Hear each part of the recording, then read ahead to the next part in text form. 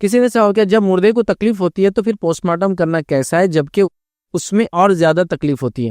تو دیکھیے مردے کو تکلیف ہوتی ہے ایسی کوئی روایت تو ثابت نہیں ہے کہ کسی عمل سے مردے کو تکلیف ہوتی ہے۔ جو ایک حدیث کے تعلق سے بات آتی ہے، میت کی ہڈی وغیرہ توڑنا نہیں چاہیے۔ عربوں میں ایک طریقہ تھا، جب آدمی مر جاتا تو جیسا بھی ہڈی ہے تو اس کو الٹے طرف گھما دیتے تھے ہاتھ، تو ہاتھ ڈھیلا ہو جاتا، آدمی کڑک ہو جاتا نا مرنے کے بعد، توڑ دیتے تھے ہڈیوں، اس کے جوائنٹس توڑ دیتے۔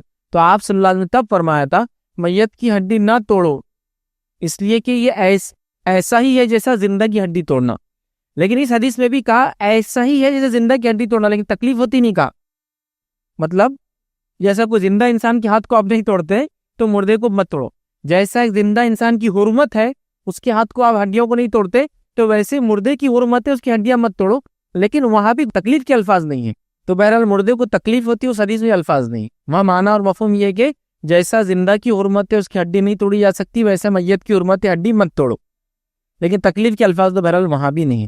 جو میت کو تکلیف بولی جاتی ہے وہ تو برزخ میں ہے اور باقی سب جگہ، لیکن وہ جو میت کو ذاتی طور سے تکلیف ایسا معنی نہیں ہے کہ اس کو ہوتی ہے۔ تو برابر پوسٹ مارٹم تو یاد رکھیے پوسٹ مارٹم شرعی ضرورتوں کے تحت کیا جا سکتا ہے۔ شرعی ضرورتوں میں کیا ہو سکتا ہے؟ شرعی ضرورتوں میں ایک سے ہو سکتا ہے کہ کسی نے اس کا قتل وغیرہ تو نہیں کیا، مرڈر وغیرہ تو نہیں ہوا، یا اس کو دھوکہ دے کر زہر دے کر وغیرہ مارا، وہ تحقیقات۔ دوسرا ہو سکتا ہے طبی طور پہ کہ کوئی بیماری وغیرہ ایسی نہ ہوئی ہو، اس کو چیک کر لیا جائے کہ یہ لوگوں میں پھیلے، وبائی امراض وغیرہ دکھ رہا ہے، ڈاؤٹ ہے تو چیک کر لینا اور پوسٹ مارٹم کرنا تب بھی جائز ہے۔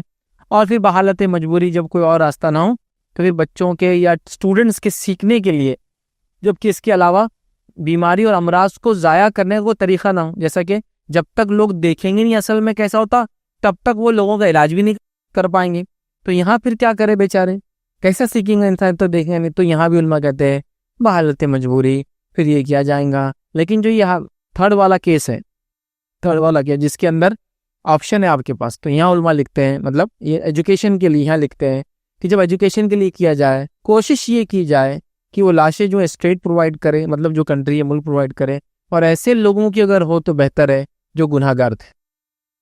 معصوم اور نیک لوگوں کے ساتھ یہ کرنا نہیں چاہیے، آپ سمجھے بات؟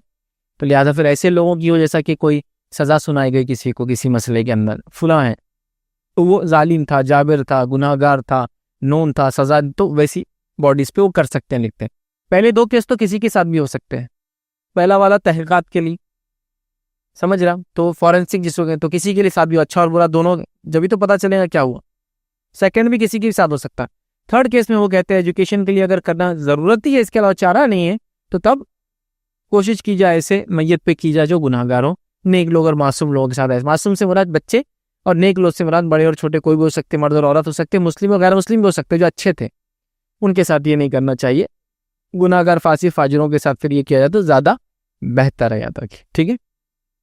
تو عام طور سے یہ 3 جگہوں پوسٹ مارٹم وغیرہ کیا جا سکتا ہے، لیکن تکلیف ہونے کا معنی مفہوم میں نے سمجھا دیا، وہ حرمت کے معنی میں ہے، ویسا نہ کرو۔ اور وہ میت جو وصیت نہ کرے اسے گھر والے رہو اس معنی میں، لیکن وہ تکلیف ایسی نہیں ہے جو فزیکل، کیونکہ فزیکل تکلیف ہوتی ہے میت کو، ایسا نہیں، ہاں وہ برزخ میں ہوتی ہے سزا کے طور پر وغیرہ، آخرت میں وہ ایک الگ چیز ہے۔